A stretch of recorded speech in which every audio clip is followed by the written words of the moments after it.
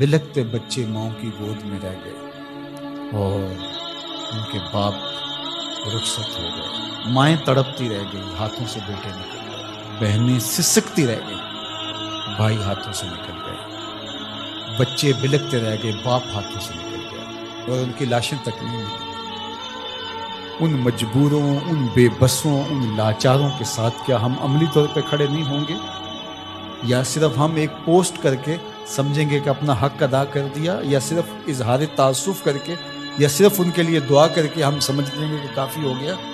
یا ہمیں عملی طور پہ ان کے لیے مقدور پر کھڑا ہونا پڑے گا؟ ہمارا دین تو ہمیں یہی سکھاتا ہے۔ تو ان بلکتے ہوئے لاچار اور مجبور لوگوں کی مدد کے لیے جب ہم ان کے ساتھ عملاً کھڑے ہوں گے، ہم ان کی ضرورت کو پورا کرنے کے لیے اپنے وسائل کے ساتھ کھڑے ہوں گے، تو عرش کا رب کتنی کرم نوازی ہمارے اوپر فرمائے گا۔ اس لیے میں آپ سے کہوں گا کہ مختلف محلوں میں مختلف مساجد کی انجمنیں باقاعدہ فنڈ کر کے، باقاعدہ وہاں جا کر کے ان لوگوں کی مدد کریں، عملی مدد کریں، اور اس میں دیر نہ کریں۔ وقت بڑی تیزی کے ساتھ گزر ہے، ان کا ایک ایک لمحہ بڑا قیمتی ہے۔ ایک وقت کا کھانا کھایا ہے تو دوسرے وقت کا کھانا نہیں ہے۔ کھلے آسمان تلے پڑے، وہاں خیموں کی ضرورت ہے، وہاں ادویات کی ضرورت ہے، وہاں پکے ہوئے کھانے کی ضرورت ہے۔ تو ہر بندہ جس کو اللہ نے توفیق دی ہے وہ ان کی فوری مدد کے لیے بھی پہنچے، اور ان لوگوں کی ضرورت جو اس سیلاب کے ریلوں کے گزر جانے کے بعد ہے، بعد میں بیٹھ نہ جائے، بعد میں بھی ان کی مدد کے لیے کوئی ایک مکان تعمیر کر رہا ہے، کوئی 2 مکان تعمیر کر رہا ہے، کوئی 10 مکان تعمیر کر رہا ہے۔ میں یہ کہہ رہا ہوں کہ ہر مسجد کے نمازی مل کے ایک ایک مکان اپنے ذمے لے لیں تو پاکستان کے اندر جو لاکھوں مساجد ہیں تو لاکھوں مکان ان کے بن جائیں گے۔ صرف مسجدوں کے نمازی مل کے پورا محلہ 200 500 300 گھروں کا ایک محلہ ہوتا ہے، تو صرف وہ ایک ایک مکان اپنے ذمہ لے لیں۔ یہ جتنے سکول ہیں، سرکاری ہیں، پرائیویٹ سکول ہیں، یہ ایک سکول 1 2 3 3 مکان اپنے ذمہ لے لیں۔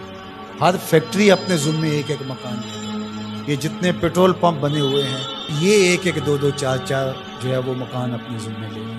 پیران الزام 2 2 4 4 10 10 مکان اپنے ذمہ لے لیں۔ ہر آستانہ اپنے ذمہ مکانات لے لیں۔ تنظیمات الگ جو کام کر رہی ہیں، اللہ ان کو مزید توفیقات سے نوازے، جن کو توفیق نہیں وہ بھی اس کام میں آگے آئیں۔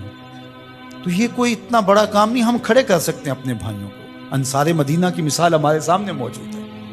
یہ جو قافلے آئے تھے مکہ المکرمہ سے تو سب کو چھوڑ کے آگے تھے، حضور نے ایک کو ایک کا بھائی بنا دیا، مواقعات مدینہ اسے کہتے ہیں۔ تو انہوں نے آدھا آدھا سامان، اپنے باغ، اپنی ساری چیزیں آدھی آدھی ان کے سپرد کر کے کہ آپ ہمارے بھائی ہیں۔ کائنات میں مدد، نصرت، اعانت اور یوں بھائی چارے کی کوئی اور دوسری مثال اس طرح کی نہیں ہے، اور یہ دین قیامت تک ہے۔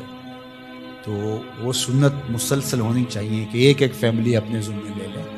اللہ نے آپ کو عافیت میں رکھا ہے، اللہ کے حضور اس نعمت کا شکرانہ ادا کرنا ہوگا، عملاً بھی، قولاً بھی، رویتاً بھی، اور اپنے وسائل اور اپنے مال کے ذریعے بھی۔ سیاسی لوگ بھی 2-4 ہفتے کے لیے اپنی ساری باہمی مخاصمتیں یہ معطل کر دیں اور ان اپنے بھائیوں کے ساتھ کھڑے ہو جائیں آگے۔ اور حکومت وقت بھی ترجیحاً ان کو دیکھے۔ یہ باہر کے دورے، آگے پیچھے یہ جو کچھ ہو رہا ہے، یہ وقت نہیں ہے کچھ کہنے کا، ورنہ وہ کیا کسی نے کہا تھا کہ تمہارے بچے ہمارے ٹیکسوں سے پل رہے ہیں، ہمارے بچوں کو زرد سیلاب کھا گیا، ہمارے بچے پانی میں بہہ گئے، ہمارے مکان منہدم ہو گئے، اور تمہاری زندگیاں بہت اچھی گزر رہی ہیں، تھوڑی دیر نیچے آؤ، اترو اور ان کی اشکشوئی کرو۔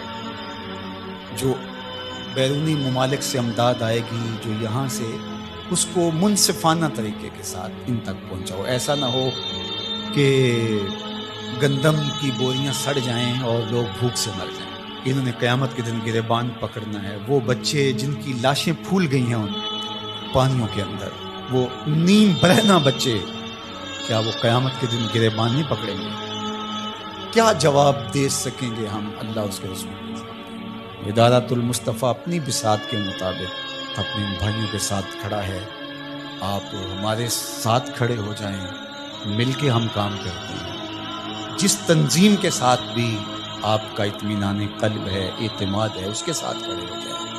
یہ بڑی تیزی کے ساتھ کام کرنے کا وقت ہے, زیادہ سوچنے کا وقت نہیں ہے. فوراً کسی کے ساتھ جڑ جائیں, خود چلے جائیں, دوڑ پڑے وہاں. آپ ان کے ساتھ کھڑے ہوں گے, وہ اپنے ساتھ آپ کو موجود پا کر ہی جو ہے ان کو تسلی ہوگی, تشفی ہوگی کہ ہمارے درد میں ہمارے کوئی آنسو تو پوچھنے والا ہے.